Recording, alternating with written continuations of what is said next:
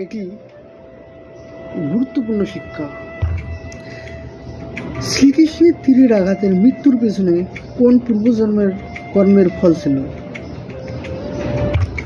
উত্তরটি হলো, ত্রেতাযুগে ভগবান বিষ্ণু যখন শ্রীরাম রূপে অবতার নিয়েছিলেন, তখন তিনি সুগ্রীবের ভাই বালির গাছের আড়ালে থেকে লুকিয়ে থেকে তীর মেরে বধ করেছিলেন।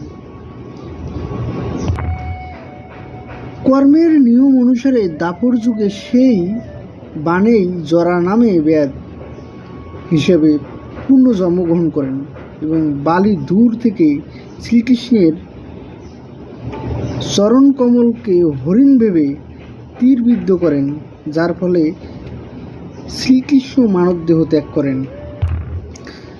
আমরা কি জানি রামায়ণে লক্ষ্মণ কেন টানা 14 বছর ঘুমায়নি? শ্রীরাম এবং সীতা বনবাসে সময় লক্ষ্মণ তাদের দিনরাত পাহারা দেওয়ার ব্রত নিয়েছিলেন। ঘুমালে পাহারায় বিঘ্ন ঘটবে,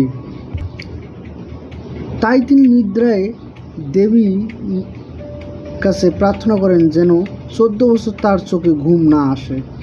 দেবীর শর্ত দেন যে লক্ষ্মণের পরিবর্তে অন্য কাউকে এই ঘুম পূরণ করতে হবে। তখন লক্ষ্মণের স্ত্রী